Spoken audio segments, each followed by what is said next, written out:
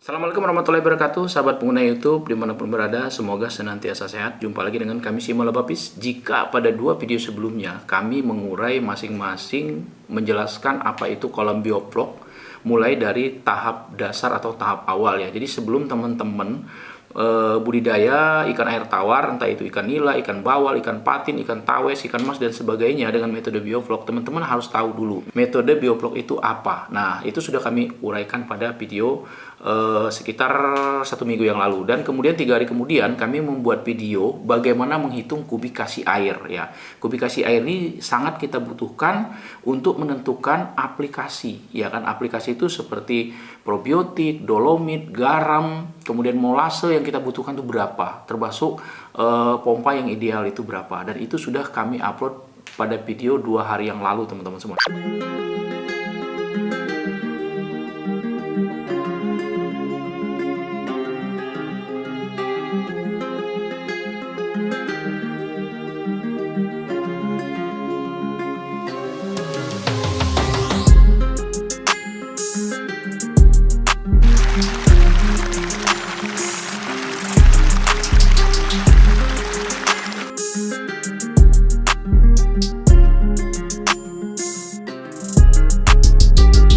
Salah satunya pertanyaan, teman kita ini memiliki kolam dengan diameter 5 teman-teman semuanya. Nah, teman kita ini minta dihitungkan berapa kebutuhan bibit. Kita nggak ngulas aplikasi lagi ya, karena aplikasi molase, garam segala macam udah lengkap pada video sebelumnya. Nah, berapa idealnya bibit yang ditanam dan idealnya panennya berapa kilo nanti, kemudian kebutuhan pakannya itu yang dibutuhkan berapa, kira-kira untung apa enggak. Oke, kita akan mulai teman-teman semuanya. Ini kolamnya dari teman kita ini diameter 5 teman-teman.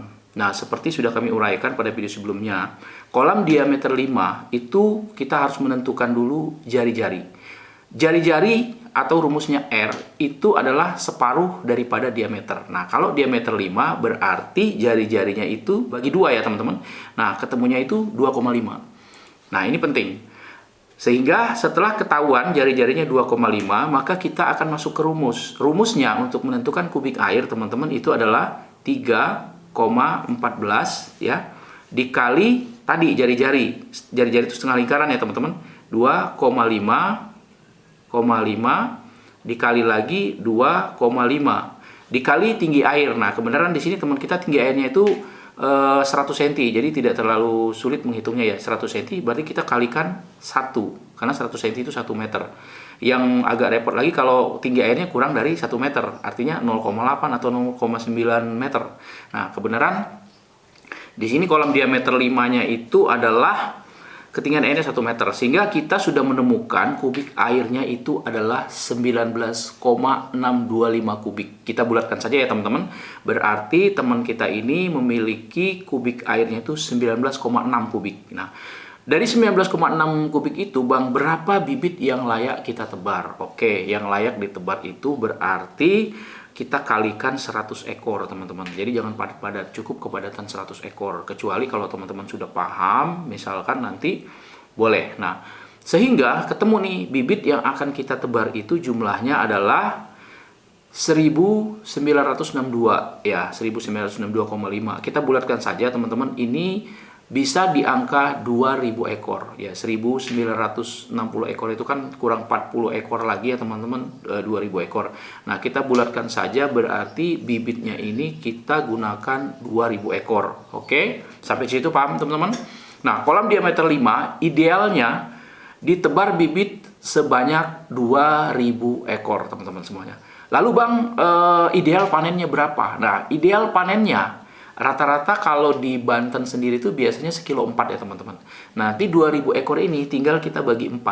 Nah, kita bagi 4. Jadi tergantung permintaan pasar nih. Permintaan pasar di wilayah teman-teman. Kalau misalkan ada yang 1,5 kilo, kita tinggal bagi 5. Nah, kita coba ini kita bagi 4. Kita bagi 4 ketemunya 500 kg. Artinya idealnya teman-teman, idealnya ya, kolam diameter 5 itu bisa menghasilkan 500 kg. Atau efektifnya 400 lah, 400 kg ya kan, atau 400 kilo ya kan. atau 4 kuintal. Nah, jadi kolam diameter 5 itu apabila dengan aerasi yang besar, maksudnya dalam hal ini, itu bisa menghasilkan setengah kintal, teman-teman. Setengah ton maksudnya, 500 kg. Lalu Bang, setelah ketemu, kita bisa panen 500 kg, berarti kebutuhan peletnya berapa? Nah, ini dia nih teman-teman. Jadi kebutuhan pelet itu mengikuti target daripada kebutuhan panen kita, atau target panen kita. Jadi kita lihat kemampuan kita. Kalau misalkan teman-teman punya budget untuk membeli pelet itu mampunya 1 ton, berarti teman-teman harus target panennya 1 ton. Gitu. Jadi kita sesuaikan dengan budget. Maksudnya gini, ketika teman-teman hanya memiliki budget untuk membeli pakan, itu hanya mampu 4 kintal. Jangan dipaksakan target panen jadi 5 kintal atau 6 kintal. 4 kintal aja. Jadi bikin panennya nanti 1,5 kilo. Gitu. 1,5 kilo ya teman-teman.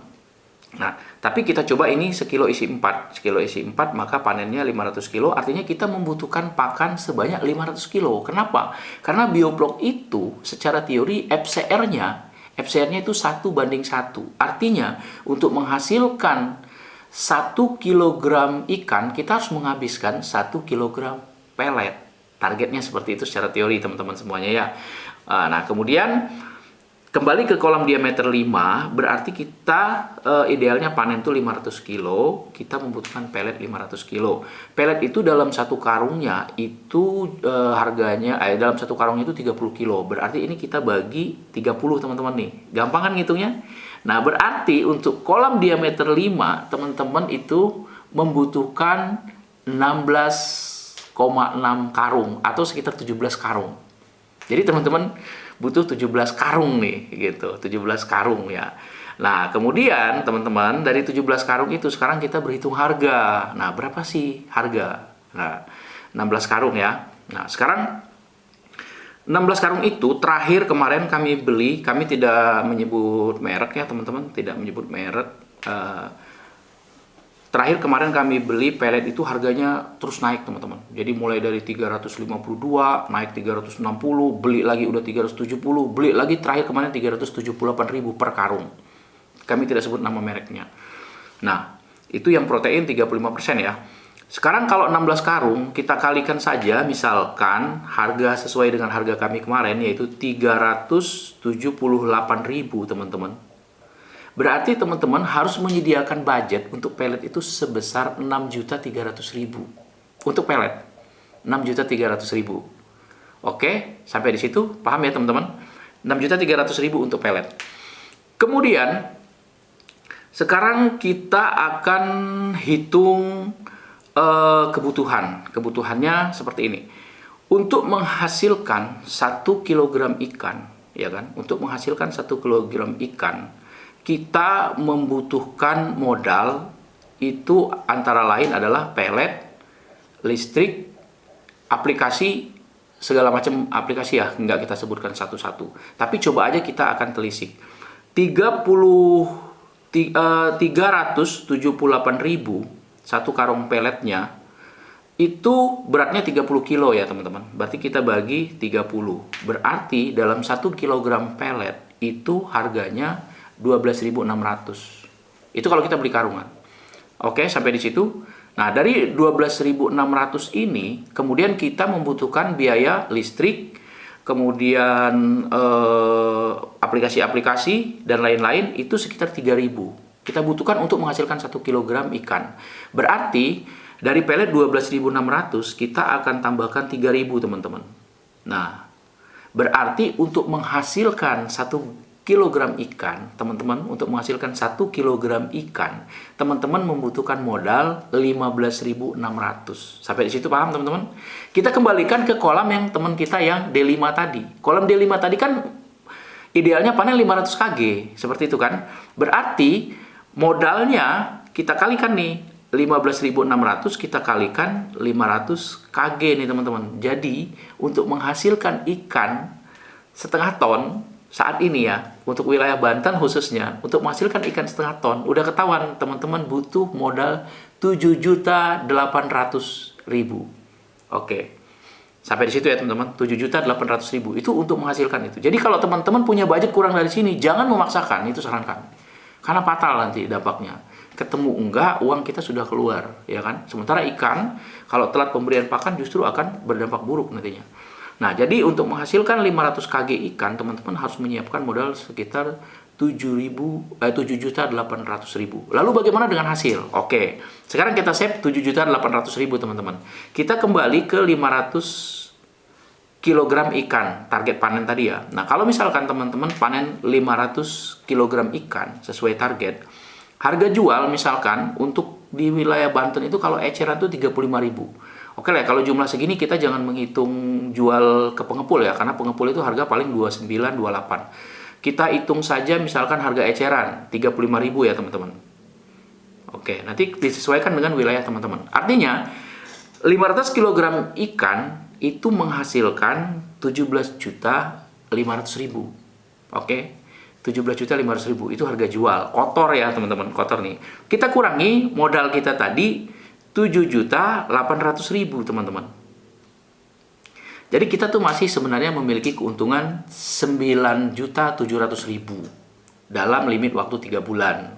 Ya, oke, artinya teman-teman bisa mendapatkan keuntungan 9.700.000 itu bersih. Sudah dipotong listrik, sudah dipotong yang lain-lain ya teman-teman, dalam limit waktu 3 bulan. Berarti dalam setiap bulannya, jika teman-teman diatur bisa panen setiap bulan, kita bagi 3 ya teman-teman. Nah, per bulannya teman-teman masih mendapatkan untung bersih itu sekitar 3.200.000. Itu apabila dijual dengan harga 35.000 per kilo. Kemudian kita akan coba dengan limit harga yang paling minimal. Harga minimal ya teman-teman. Kita hitung kembali. Oke. Kita refresh dari awal. Kolam diameter 5. Itu berarti kita cari jari-jarinya. Berarti kita bagi 2, ketemu jari-jari 2,5. Kita ulang dari awal ya teman-teman. Kemudian setelah ketemu 25 jari-jarinya, maka kita akan mengetahui kubik airnya. Kubik air itu adalah 3,14 dikali jari-jari dikali jari-jari teman-teman semuanya, dikali tinggi air 1 meter. Maka ketemu 19.625 atau 19 kubik. Ya, 19 kubik air. 19 kubik air ini berapa kita tanam bibit? Kita akan tanam bibit sebanyak 100 ekor setiap kubiknya. Itu standar ya teman-teman, standar bioplok. Berarti kita harus menanam bibit sebanyak 1.962 ekor, atau kita bulatkan teman-teman jadi 2.000 ekor ya. Karena itu masih bisa dibulatkan 2.000 ekor. Nah, dari 2.000 ekor ini teman-teman target panen, Bang, kalau misalkan panen sekilo 4 kayaknya kegedean deh, karena di sini yang laku sekilo 5. Oke, kita bagi saja 5 teman-teman. Nah, berarti teman-teman tuh panen 400 kg gitu. 400 kg. Target panen 400 kg. Kita save sampai di situ. Nah, kemudian tadi kita sudah mengetahui bahwa harga pelet itu 378.000 teman-teman.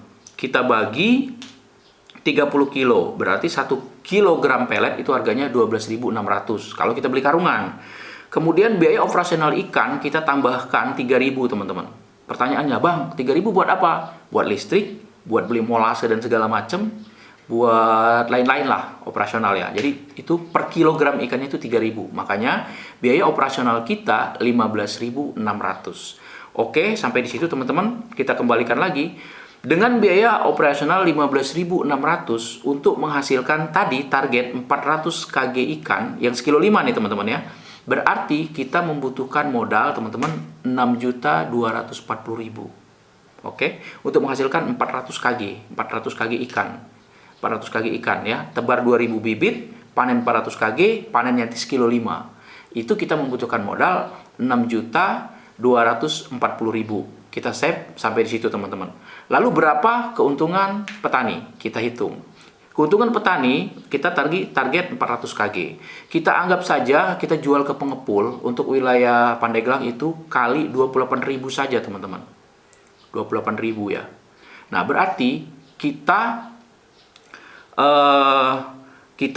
mendapatkan keuntungan kotornya atau mendapatkan omsetnya ya dari 400 kg itu kalau kita jual 28.000 itu sebesar 11.200.000 teman-teman.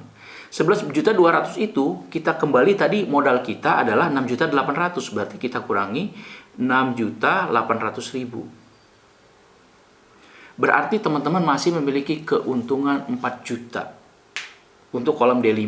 4 juta itu 3 bulan ya teman-teman. Loh Bang, bagaimana sih supaya kita bisa panen setiap bulan? Gampang, teman-teman punya kolom D5-nya jangan satu.